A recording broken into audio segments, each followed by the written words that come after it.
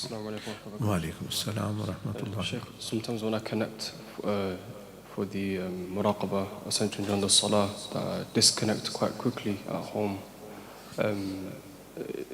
Sometimes it's quite often as well. Sometimes I get mixed up between my physical self and my spiritual self, and I'm not able to get that connection as usual.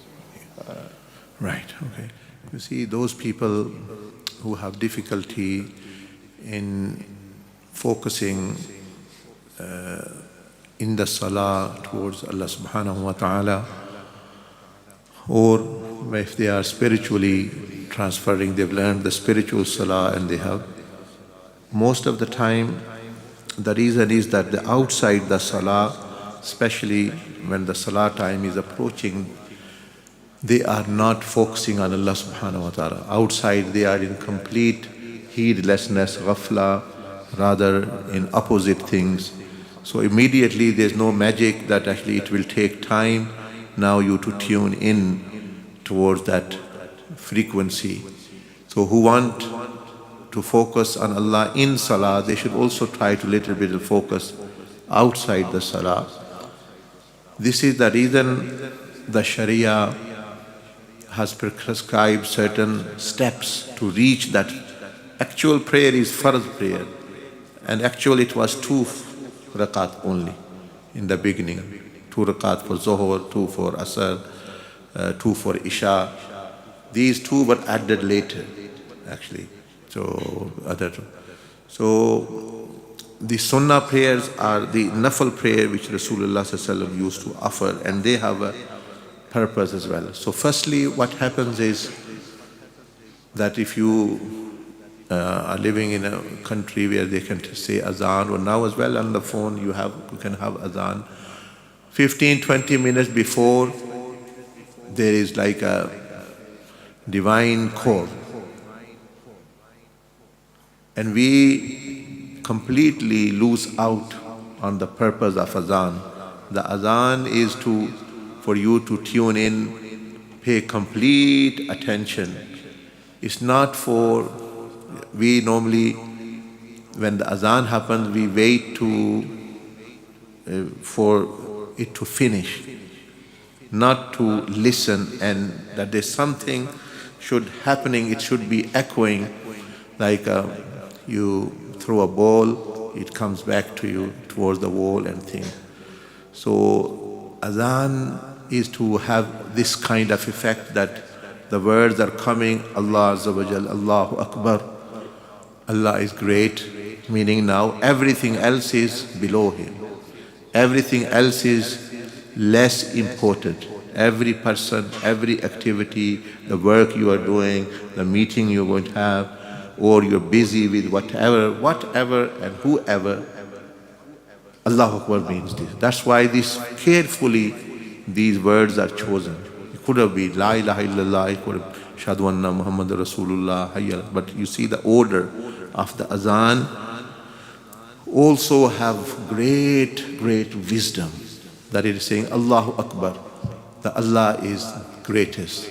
It's not saying Allah is greater than everything.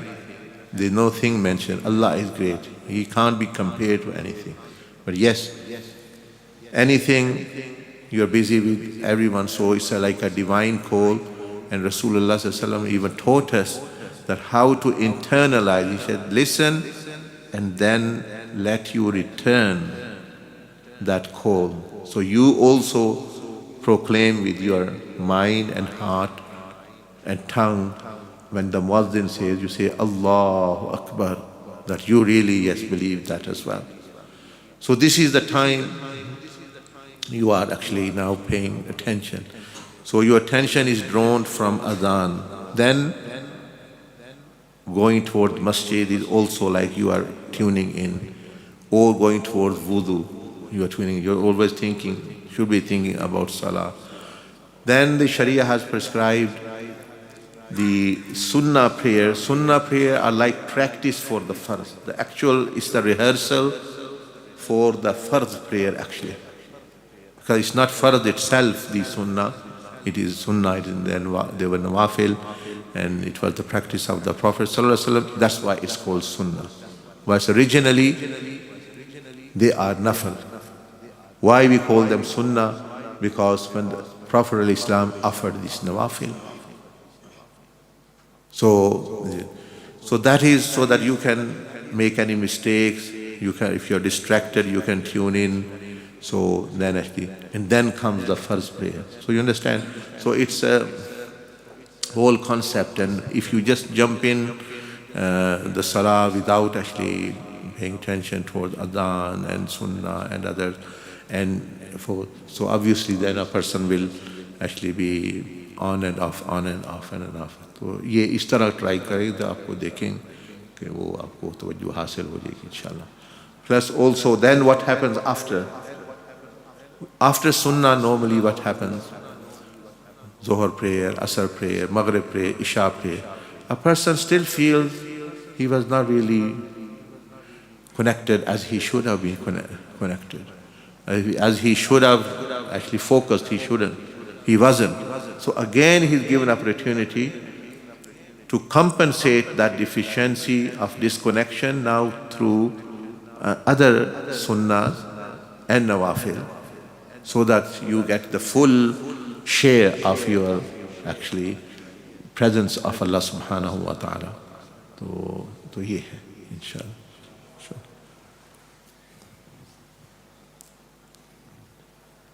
Assalamu alaikum rahmatullah. Wa alaikum salam. Shaykh, how do we recognize truth as truth? You see, this is very, very easy. How it's easy? Because one of the names of Allah subhanahu wa ta'ala is Al-Haq. Ya Haq. La ilaha illallahul Malikul Haqqul Mubin. Haq. Allah is the absolute truth. So the source of truth is Allah subhanahu wa ta'ala. Anything comes from Allah is truth. Anything opposite to what Allah has sent is falsehood. So what the Prophet ﷺ, if the Prophet have come from Allah, he is the Prophet of truth. Any person who says otherwise, I am Prophet, he is false. Whatever definition Allah has given of a friend, he is the true friend of Allah in the Quran.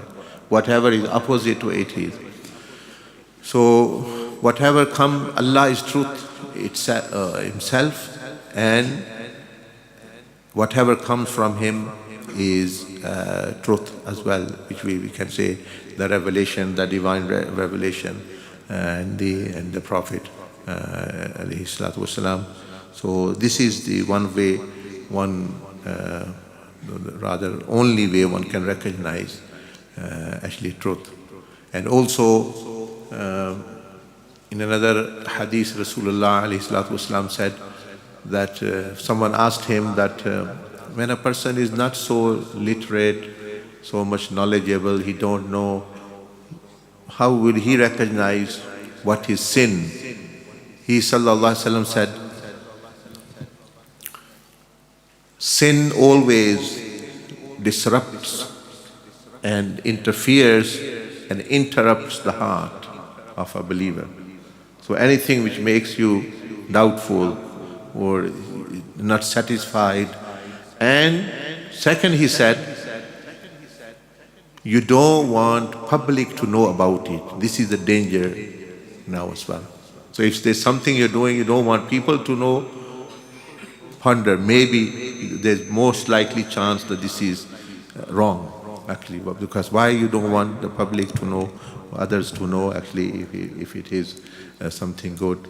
But for knowledgeable people, they can recognize through Quran and Sunnah. For who are not very knowledgeable, there are other like yardsticks, you may say. Two are these, two are more as well.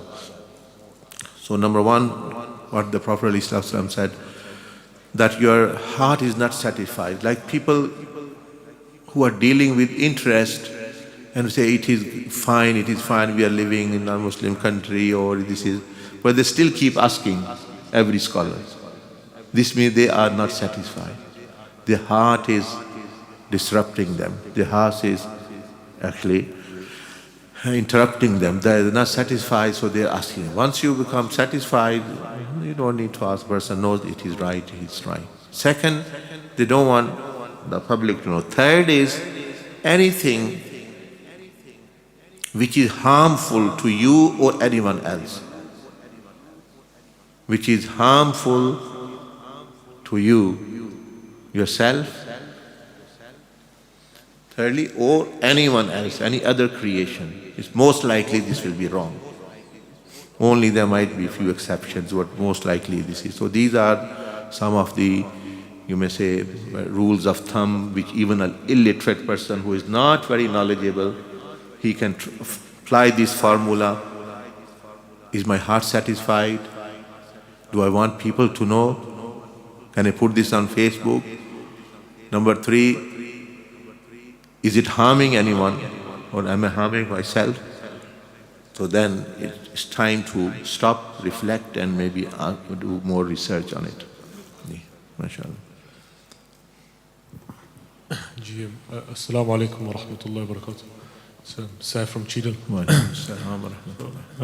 The question is for your Honorable Self is, so sometimes the seeker may go through states on the path, and sometimes the seeker doesn't know what's happening to him, and the seeker gets confused, and the seeker is being almost, you could say, like almost they are being put through so much that they don't know what's happening to them and these things. So sometimes these states can come upon the seekers. So my question was to your Honorable Self, how can one manage this and survive these states? Jazakallah. Firstly, one should know that any state which comes upon you, if a seeker is confused, the very easy solution for the seeker is to mention to one's mentor, one's teacher, to remove that confusion. Because he might be confused, they might also advise that person to come out of it as well. It's like a person who says, I am ill, sometimes I'm confused, I have cancer, or I have a heart attack, or I have this, I don't know, I'm just feeling unwell. So what's the solution? See a doctor. He might actually prescribe some tests, and then he might prescribe some solution, cure for it as well, and prevention, and the person can then follow it if they want.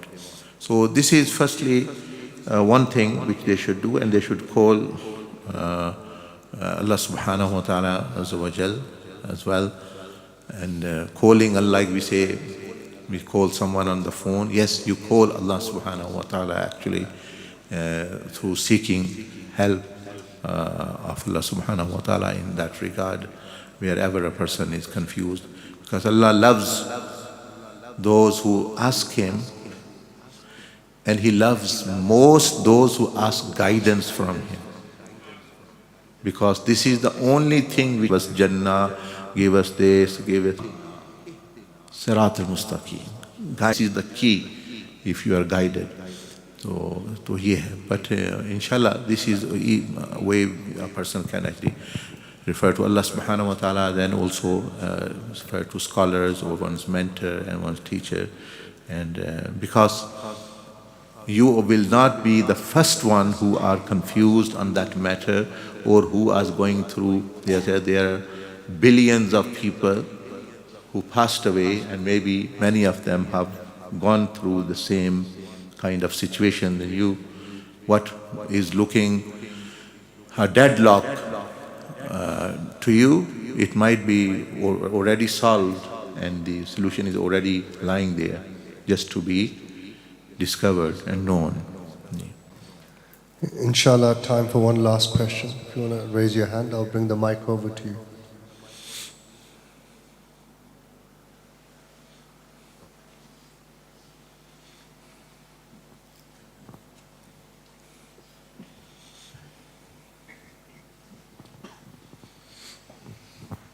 Bismillahirrahmanirrahim. Assalamu alaikum wa rahmatullahi Wa alaikum assalam wa rahmatullah. Today we had a lecture on the hellfire, and I just had sort of two questions related to it. The first one is, in this dunya, some of the creation we are in a state of remembrance of Allah, others we forget about Allah. But in the next life, presumably all will be aware of Allah's presence. So there will be no forgetting of Allah. So what will be the relationship between the creation and the Creator in the next life? That is there anything that we can take benefit in terms of awareness for this life? And my second question was just in terms of the physical nature of the next life. So when we are physically resurrected, and it was described today that some of the punishment will, be physically experienced for those who enter into the hellfire. But what's the wisdom in the physical aspect of our resurrection? And just to clarify any misunderstanding, will there ever be a return to our state in alam al-arwah, for instance, like the ruh state? Right, firstly, to answer the last part, the spiritual aspect will be dominant in Akhirah. Like people, when they go in Jannah, the bodies they will be given, they will be so light or made of light. They won't be actually in this world. They'll be much larger, much lighter, much different material, you may say, used, and which does not go old or time, etc. So yes, you may say actually it will be different. The physical nature of bodies of people of Jannah will be more like angelic, like angel, their light as well. And similarly for the people of hell, for them it will be more so that they can taste the punishment as well. Now you mentioned a question that after death, when on the day of judgment or in hell, all disbelievers, they will believe, they will know Allah exists, they will know angels exist, they will know there is Jannah, they will know there is hell, there is the judgment and everything. So they will be in technically, you may say, by the essence, they are believers now. They say, we believe in you, they're going in hell, but they're believers. Now, why actually even believing would not benefit, they will be punished? Because actually it's a matter of time. Yes, they are believing in the same God which we believers believe in as well. That's why Allah said in the Quran in Surah Al-Asr, Wal Asr, by time innal insana lafi khusr. By time, because of time, human being is in loss. Because it's a matter of time that before the day after death and before death is a different time zone. So yes, they will recognize Allah, they will recognize the prophets and Rasulullah sallallahu alaihi wasallam and everyone. But why there's no value now? Because time. There is a time limit until when your good deed, your tawbah is accepted. That will actually expire even actually before the day of judgment. Like Rasulullah sallallahu alaihi wasallam said, when the sun rises from the west, no tawbah of anyone will be accepted. Although no day of judgment have started, no hell paradise have come in front of you, but the time has finished now. If a disbeliever believes, no benefit. Because it's too obvious now. That's why when people say, oh, give me evidence, God exists, give me. If it becomes too obvious, the test is finished, then what's the test about?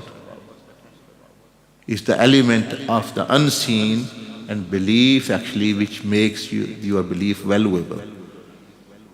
Allah has various times mentioned, if angels come from the heaven, are you waiting for them? Then what's actually any uniqueness the person has believed.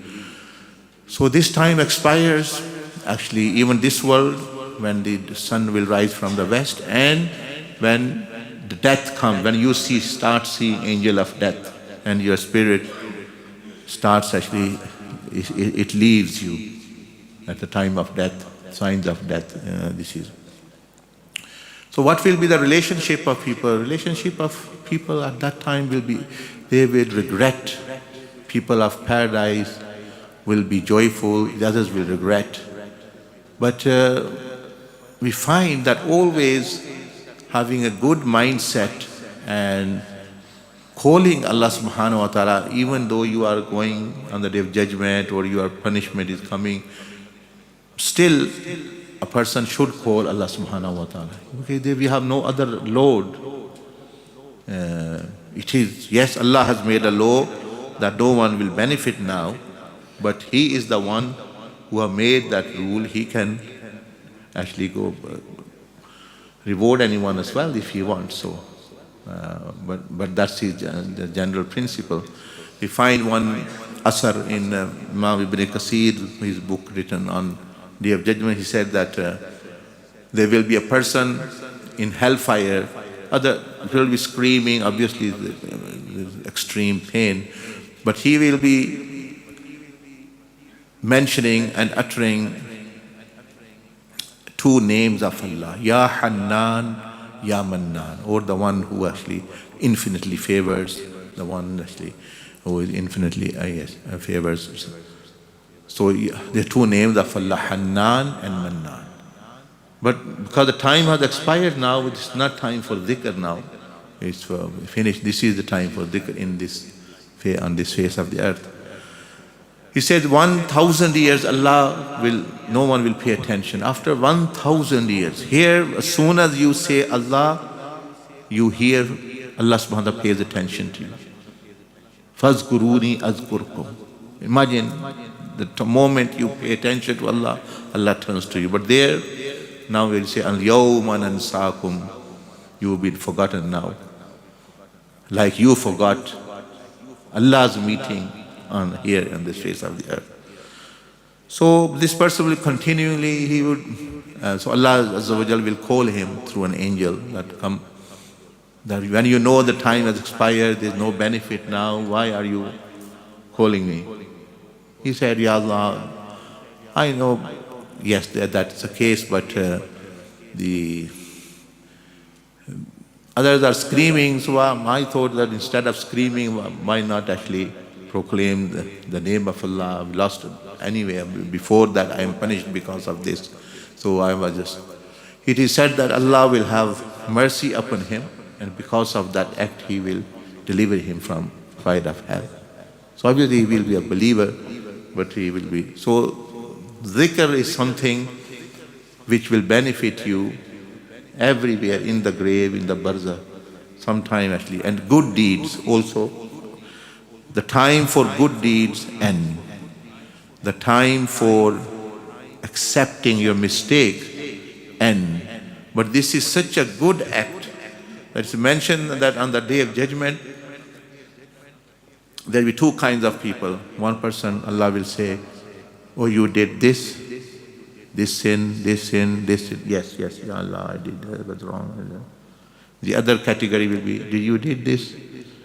Angels have written it. They say, no, we haven't. Angels have written, no, they have not written right. Their books are not correct record. They are lying against us. I don't know why they are against me. They have not written. So they will. So much so that Allah Azza wa Jal will make their organs speak to testify, because they are not admitting. Although there will be other category who will be. Allah will say, you have done this, you have done this. Yes, Ya Allah, we did that, we're wrong.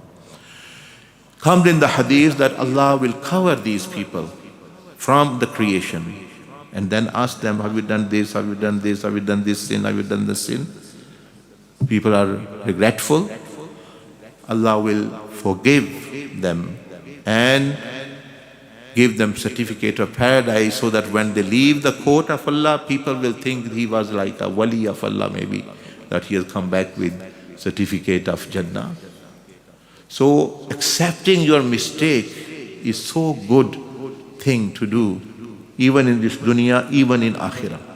We find that that's benefiting in akhirah as well. So here as well, when someone say, even the slightest, you have 1%, you have an element of your mistake, accept fully. Always there's benefit. Always, as moment you accept, your progression, your correction starts. And until you don't accept, you're going more down and down, down the actually gutter of sin. As soon as you, this is first thing. So when someone says, oh, you've done this, even without thinking, mention that yes, for example, yes, this is my mistake, I forgot, or whatever. Put the blame on yourself. You are on recovery mode as soon as you die. This is natural law, actually, a spiritual law. It's a spiritual law. As soon as you admit, you are in recovery mode. As soon as you justify, you get more and more. Look, what Shaitan, Allah said, why didn't you do sajda? He justified, oh, I am from fire, Adam is from dust. You see justification? So he went more down and down. At that time he was not expelled. Stand on fear. It's only after this questioning he was expelled. Now, Adam alayhi salam had no part in the sin, nor he did commit the sin. Shaitan, yes, put waswasa. He forgot. We are fasting. You are fasting during the day. You eat an apple out of fasting. In fasting, you eat chocolate, you eat strawberry, you drink a glass of water. Who says it's sin? Even your fast is not broken.